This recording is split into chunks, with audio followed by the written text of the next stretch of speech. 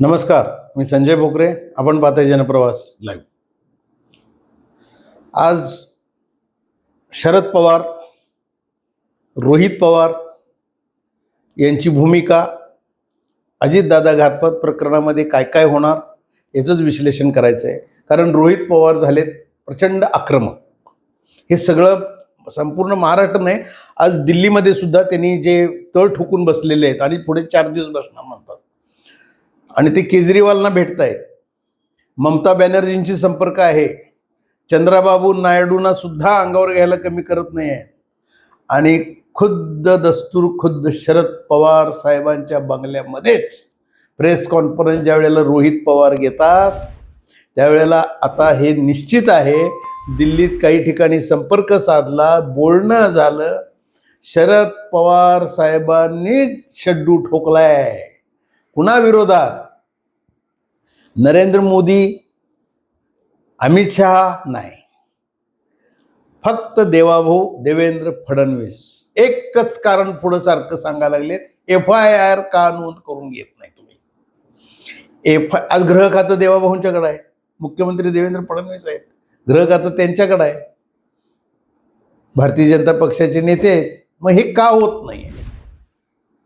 केजरीवालना रोहित पवार यांनी सगळं समजून सांगितलं. त्यांचे जवळचे सगळे खासदार आता संसदेमध्ये हा आवाज उठवला पाहिजे. आता तिथनं सगळी सुरुवात झाली आणि अगदी चंद्रबाबू नायडूंच्या तिथं राज्यात जाऊन सगळं सांगायला तयार आहे. एवढी ताकद. याच्या मागं इंडिया आघाडी आहे. इंडिया आघाडी आहे आणि NDAच्या विरोधातच हा शड्डू मारायचं अशा पद्धतीचं वरचं राजकारण चालू आहे. पश्चिम बंगालच्या निवडणुका आहेत आणि अजितदादा पवार हे मोठं व्यक्तिमत्व होतं. उद्याच्या काळातलं ते मुख्यमंत्री पदाचे रेसमधले उमेदवार होते आणि त्यांचा जर का घातपात असेल आणि तर ते सोपं जाणार नाही आहे. म्हणजे घातपात जर का निघणार असेल तर रोहित पवार एवढं टेक्निकली सगळे मुद्दे आणतायत, सगळं बोलतायत. मग खरं नक्की काय आहे? आणि FIR नोंद करून घेतला जात नाही आहे, हा राग त्यांना प्रचंड आहे. आणि पवार साहेब ह्याच्यामध्ये उघड आलेले दिसत आहे. आता राज्यसभेची निवडणूक झाली, पूर्णपणे महाविकास आघाडी एकत्र आहे असं बोललं जात आहे. भारतीय जनता पक्षालाच आता शरद पवार आल्यानंतर काही म्हणतात घोडेबाजार नको म्हणून शरद पवार आल्यावर सगळेजण गप बसले आणि एकतर्फी निवडणूक झाली, घोडेबाजार टळला. हे दोन्हीकडेही आहे ना, म्हणजे फक्त इकडं आहे का इकडं आहे? वास्तविक भारतीय जनता पक्षालाच ते आहे. घोडेबाजार टळला, आमदार काही नाराज झाले असतील, परंतु शरद पवार मात्र ठाम आहेत. काँग्रेस आणि उबाटा हे सगळे माझ्या पाठीशी आहेत तिथं. आणि वरती पण सगळे ममता बॅनर्जी असतील, केजरीवाल असतील, ही सगळी मंडळी आता कामाला लागलेली दिसत आहेत. अजितदादा प्रकरणावरनं देवाभाऊंना घेरायचं. आता त्याच्या पुढची काही काही गणित आहेत, ती पण पुढं येतील. आता जरांगे पाटील सुद्धा काही गप्प बसणार आहेत का?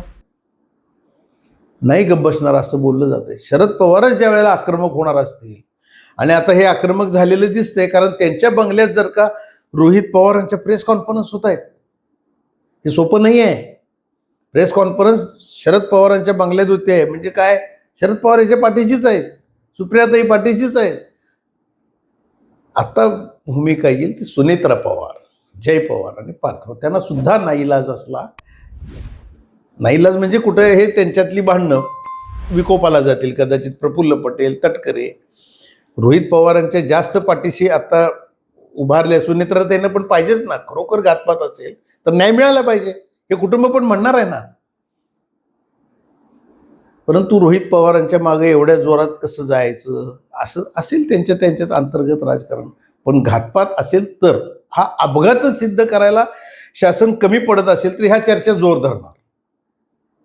शासनानं तातडीनं ह्याच्यावर उपाययोजना म्हणजे बघितलं पाहिजे, लक्ष घातलं पाहिजे. आता CID तपास चाललाय म्हणतात, पण CID तपास चालल्यानंतर सुद्धा रोहित पवार CID ऑफिसमध्ये जाऊन आले.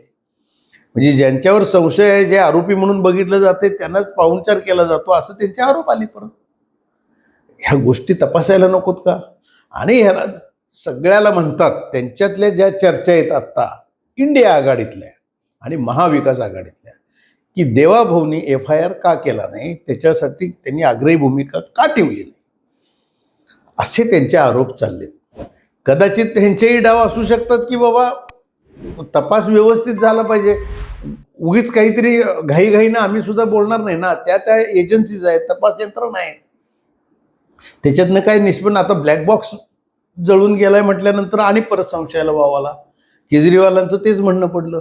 केजरीवाल सुद्धा आता शड्डू मारून उतरले आणि त्यांना आता खुमखुमी आलेलीच आहे हो. सुप्रीम कोर्टानं त्यांना निर्दोष, सुप्रीम कोर्टानं नाही, हायकोर्टानं दिल्लीच्या त्यांना क्लीन चिट दिल्यामुळं ते जोरात आहेत सध्या.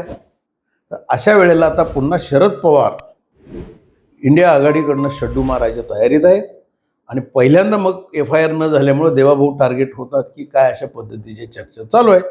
आता हे वातावरण तप्त होईल महाराष्ट्रामध्ये आणि काय काय होणार आहे राजकारण हे बघण्यासारखं असेल. रोहित पवार मात्र आक्रमक झालेत. अगदी चंद्राबाबू नायडूंना सुद्धा त्यांनी धारेवर धरलेलं आहे. बघूया काय काय होतंय. अजितदादांचा घातपात आहे की अपघात आहे हे लवकरच कळून येईल. आज इथंच थांबू, उद्या पुढच्या भागात.